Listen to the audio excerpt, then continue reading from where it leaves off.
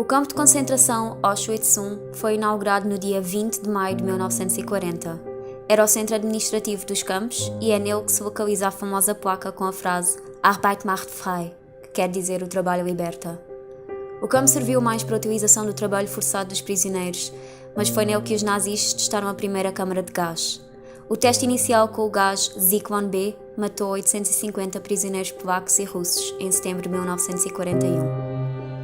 A experiência foi considerada um sucesso e utilizada no campo em 1941 e 1942, além de serem construídas câmaras também em outros campos. De todos os prisioneiros que passaram por Auschwitz I, apenas 300 conseguiram fugir. O campo de concentração Auschwitz II, construído em Birkenau em 1941, localiza-se apenas a 3 km de Auschwitz I.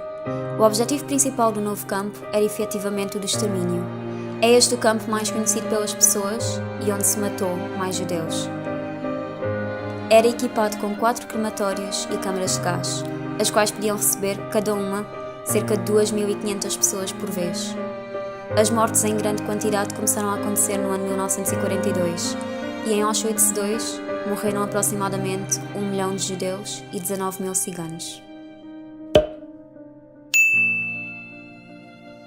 Olá pessoal, sejam mais uma vez bem-vindos ao meu canal. No vídeo de hoje eu vou fazer a segunda parte do vídeo de Auschwitz porque muitos de vocês pediram e eu já estou para fazer há algum tempo, mas ainda não fiz porque é um tópico muito pesado para se falar e eu precisava de tempo para processar o facto de eu ter estado lá. Então no vídeo de hoje eu decidi que ia falar sobre as experiências feitas em Auschwitz porque era aquele tópico que vocês queriam que eu falasse mais. Se ainda não viram o primeiro vídeo, então vão ver porque é mais geral e eu falo sobre a minha experiência, sobre como foi estar lá. Spoiler, foi muito complicado. E continua a ser, não é propriamente algo que eu tenha muito entusiasmo em falar. Heinrich Heimlich era o responsável pela triagem, ou seja, ele era o responsável nos campos, maioritariamente no campo de Auschwitz, por escolher quem era saudável e quem não era saudável. Como vocês sabem, quem era saudável ia trabalhar, ia construir novos blocos, ia fazer aquelas coisas que os escravos faziam, ou seja, basicamente tornavam-se escravos, e quem não era saudável era mandado diretamente para as câmaras de gás e morria, obviamente.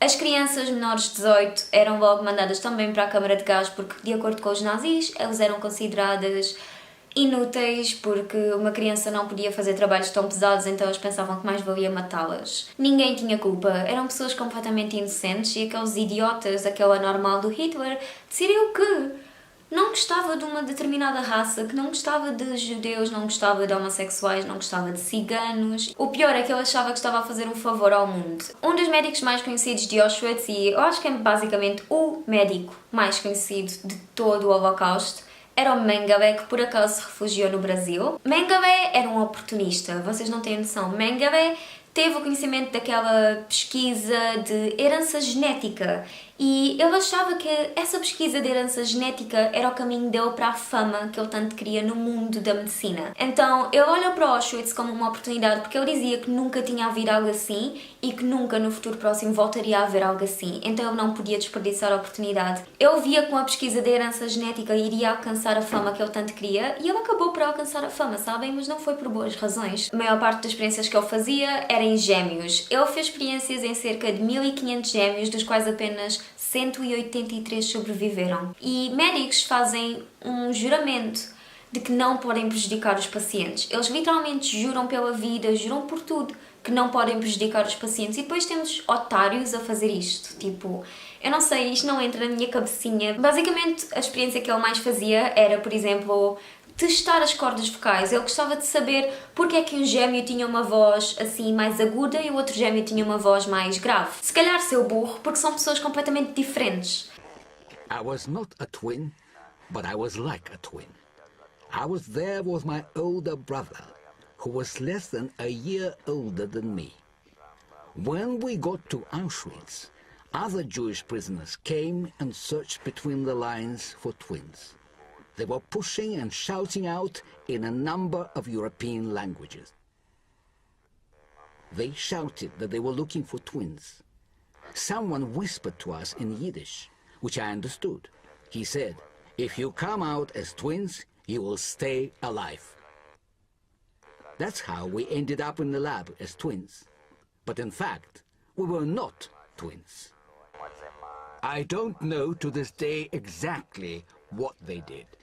But I know that both my brother and well, they injected something into the base of our necks, which caused pain and swelling in my throat and a high temperature. They wanted to find out why my brother had a nice singing voice and I had a deep, hoarse voice.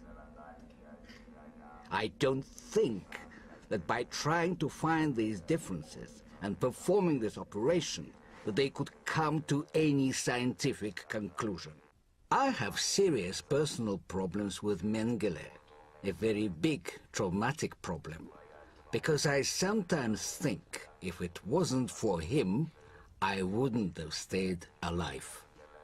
Muitos médicos, como Mengele, assassinavam os próprios pacientes que era para depois doarem peças do corpo, partes do corpo, não são peças, peço desculpa, para doarem partes do corpo aos hospitais universitários da Alemanha. O próprio Mengele não fazia a maior parte das operações, ele ficava simplesmente a olhar e a tirar notas daquilo que corria mal e daquilo que era feito, que era para depois saber se os resultados poderiam ter sido diferentes.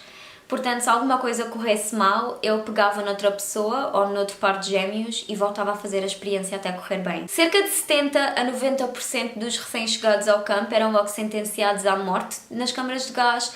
No entanto, a maior parte daqueles que eram saudáveis acabavam por morrer passados 3 meses porque o trabalho era simplesmente demasiado para eles eram mal alimentados, maltratados, havia montes de pestes nos campos, era horrível, simplesmente horrível, as condições eram horríveis. Portanto, depois o que eles faziam a esses corpos era doar a hospitais universitários, como eu já disse, ou então levavam os corpos para os crematórios e coisas assim. O maior grupo de trabalhadores a juntar-se à SS, na realidade, foi o grupo dos médicos, ou seja,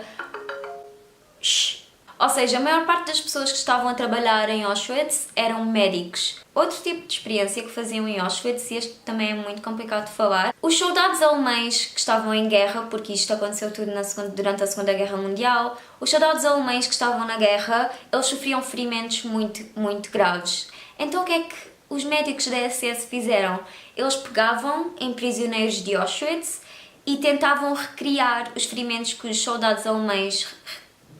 Ok, eu nem consigo falar. Eles recriavam os ferimentos. Eles, por exemplo, se um soldado alemão fez um buraco gigante no braço, os médicos da SS abriam o braço ao paciente, ao prisioneiro, sem anestesia e depois eles metiam estilhaços de vidro, metiam veneno, eles metiam terra, eles metiam tudo nos ferimentos, que era para eles saberem como é que era mesmo o estado na guerra e para saberem como é que conseguiriam tratar os soldados mesmo em campo de guerra. Os prisioneiros passavam por isto tudo só porque eles são uma camada de idiotas que pensavam que isto ia de alguma maneira ajudar na evolução da medicina. Eu não sei como é que isto é aceitável no mundo em que nós vivemos, a sério. Foi há muito pouco tempo, foi há muito pouco tempo e parece que o mundo ainda não aprendeu com os erros. As operações eram feitas por médicos da SS, como eu já disse, e eles repetiam as experiências várias vezes, eles repetiam essas operações várias vezes porque queriam mesmo saber se os resultados eram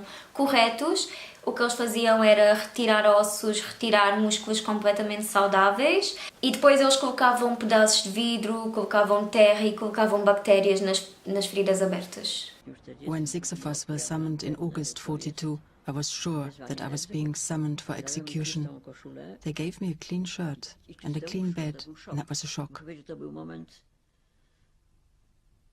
That was one of the few moments when I was very frightened. I didn't know what they might do. The group I was in, the tests involved injecting bacteria into the bone marrow cavity and then watching the body react to the infection with a very high temperature. Maybe they wanted to see how high a dose of bacteria the body could bear. In my group there were fatalities, some died. My operation was on an operating table with clean sheets, but the others were operated on as they stood with dirty legs on a dirty table, so this was a complete violation of medical principles, even the most inhuman. Eles tentavam reproduzir as condições de um campo de batalha porque eles queriam salvar os soldados alemães, mas estavam-se a lixar para os judeus, para os homossexuais, para os polacos. E se vocês pensarem, eu também morria, e muitos de vocês também morriam, eu não sou loira de olhos azuis. E isto não era só aos judeus, não era só aos ciganos, não era só aos homossexuais. isto podia acontecer a qualquer um de nós. O facto de eles terem deixado Auschwitz como um museu, terem reconstruído várias coisas, terem deixado várias coisas intactas, foi para nós irmos lá ver que não podíamos fazer isto outra vez. Então eu espero que vocês tenham gostado deste vídeo. Eu não fui muito em detalhe porque eu fico com um bocado de nojo destas coisas, eu sou muito sensível e só de ver as fotos das experiências, eu vi várias fotos das experiências no campo e eu fiquei muito afetada, portanto eu não queria mesmo falar sobre isto porque eu vi fotos de corpos de pessoas abertos. Subscrevam ao canal se ainda não estiverem subscritos, ativem as notificações lá em baixo porque o YouTube gosta de ser estúpido e não vos manda os vídeos. Sigam nas minhas redes sociais, maioritariamente no Instagram, como eu já disse, é Niki Ariana. Eu espero que vocês tenham gostado, então adeus e até ao próximo sábado.